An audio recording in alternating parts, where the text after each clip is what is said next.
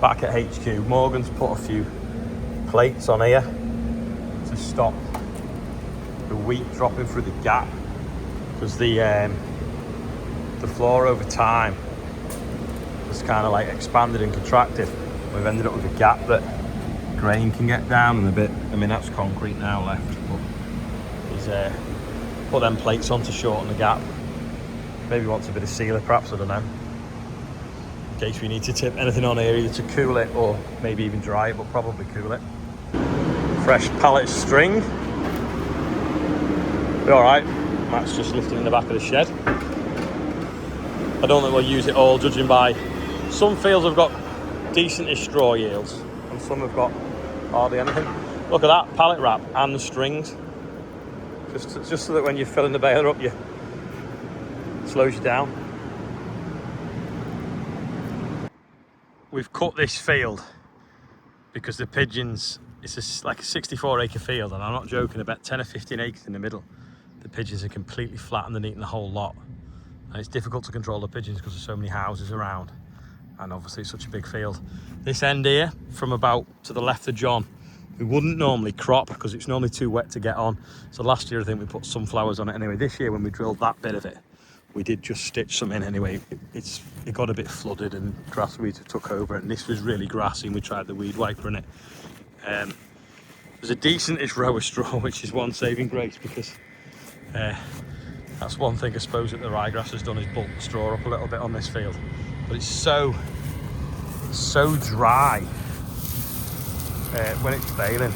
There's not a lot of weight in the bales. Well, you know, we're still getting the weight in the bales, but we're going further to do it. But we'll move on for this, on to the next. The combine looks like it's been in a fire. It's that dirty now. Doing 50 hours work. Big box there where I tried spreading fertiliser on it to give up. We're really cutting it to tidy up, to be fair. But yeah, normally, what you can see, there's 2 rows of straw there. Normally from about here onwards, we don't bother drilling anything and put some sort of sunflowers or birdie mix in it. We put sewers right through this field one year before we farmed it, and we just completely destroyed the drainage system, and there's not really anywhere to outlet it to put any more in. Plus we never know how long we're going to be farming it for with the urban expansion that seems to be going on all around us. In other news though, the OSR, the other side of the track, they're right, is the only thing that's keeping us sane this year seems to be the oilseed rape. It's a disappointing yield in the fact, you know, the best has only done 1.5 tons, but an acre that is. But it all looked like it was going to do 2+ really in April. But, you know, again, drought, small seeds, hot temperatures. Wheat plants just switch off when they get a few days of prolonged temperatures. They're just like, oh, summer's here, let's go into survival mode and make a seed, no matter how big it is, which is very frustrating. Look at that, I think it's got white. Yeah, so I'm going to move into the next field now anyway. How dirty it is.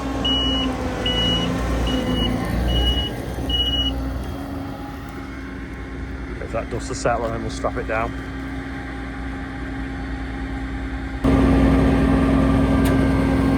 Some people reckon hang a chain from it stops it sticking with static, but I don't know. See this? Absolutely stripped by the pigeons, and what is left is just little grains. The whole lot is gone. It's flattened and eaten acres of it.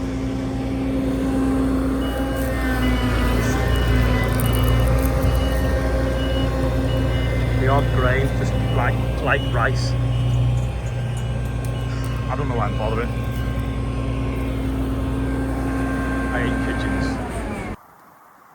This skyfall is very shriveled up as well. You see, it's actually ripe. This was still green last week, and now it's just dead completely and ripe. But listen how hard it is.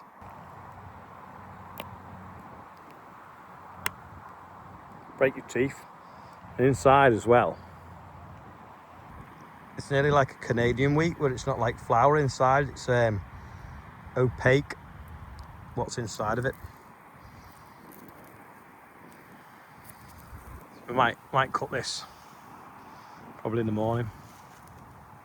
Where the tractor turns at the end, it's still green and about a foot tall. And the rest of the field,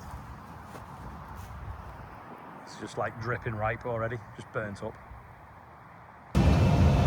Andrew's on his way back with the baler. Me and Rob are going for the last load. Oh, there's Chris as well. Just going to go check a field of Skyfall as well, see if that's ready. Just wide the baler really on the road.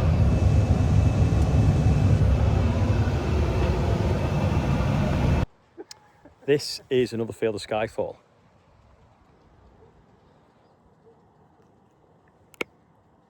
That must be like 9%. I don't think we can cut that tonight. I think we're gonna have to wait for the dew in the morning. This field had vast swathes in the middle of pigeon damage, just completely eaten and stripped bare. And it should look a bit like that really. Yeah, they've just come in, got into a tram line and just eaten it all in patches over there, like the whole length really. You can see by the rows of straw.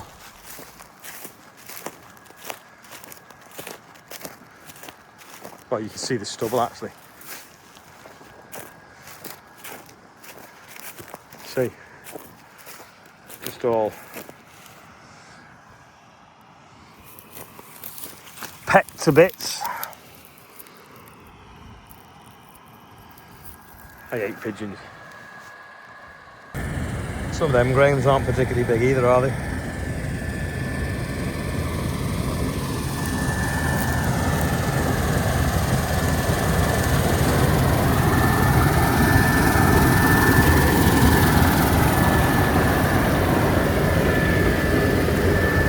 Run before I get dusty.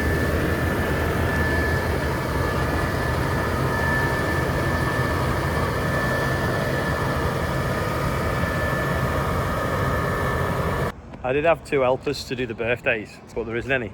So I'm going to end the video, but it's not really that short. I'm going to show you the bit that we did with the BBC News the other day. So when they turned up, literally as they were climbing in the buggies to go to the field, got a phone call about that fire and we flew to it. Anyway, they've made a nice piece about the challenges this year with harvest. So I'm going to let that be the end of the video. You can watch that. I'm going to go to the village hall now with these 2 because where's she gone? Because because they're gonna they're watching a football match and he's going to play on the slide and swing. So we'll go down there. Charlotte's going to go get some pizzas and everyone's going to have the tea at the village hall. So that's it for today. Thanks for watching. I'll see you tomorrow. Bye for now. Tuesday evening, welcome to Northwest Tonight with Roger Johnson. Thanks for joining us. Our top story. We've just had a phone call saying there's a field on fire and we think it's ours, so I'm on my way. As more fires continue to burn, we're with a farmer as he discovers copycat kids have set fire to his field. Well, the kids have come out of them trees and lit a fire because they've obviously seen it on the internet, haven't they? The moor fires, which we reported on last night, are still burning this evening, and there is an alarming development. Youngsters starting copycat blazes, having seen the footage of the fires online. Cheshire Fire and Rescue Service has told us that all the grass fires that it has dealt with recently have been started deliberately. Last night, our cameras were filming with Olly Harrison, who farms at Tarbock Green near Liverpool, when one of his fields was set alight. Here's our environment correspondent, Judy Hobson. The crops are dry, the ground is cracking, and today farmer Olly Harrison gets the news he dreads in this weather. We've just had a phone call saying there's a field on fire and we think it's ours, so I'm on my way to find out what we need to put it out. One of the lads is coming with a water tanker and the other one's getting the sprayer.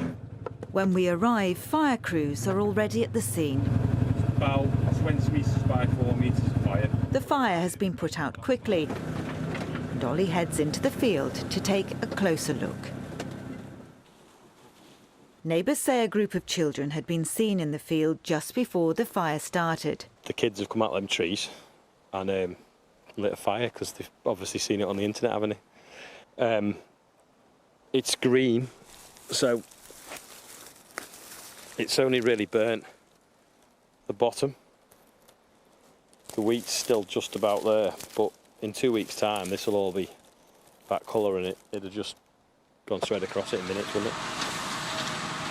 So we're going to put a fire break in now. If we do set fire to it, it'll stop it.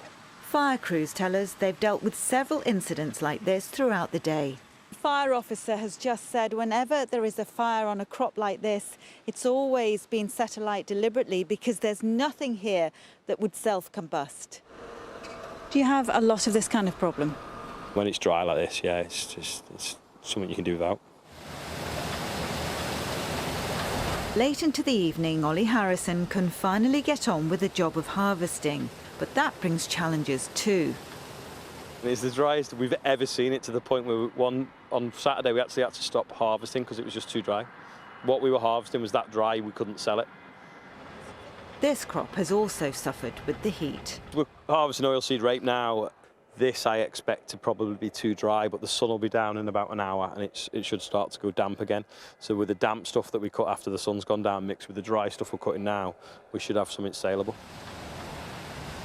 You just think we can't have any other freak weather patterns or it get any worse, and it's just everything's in our way at the moment.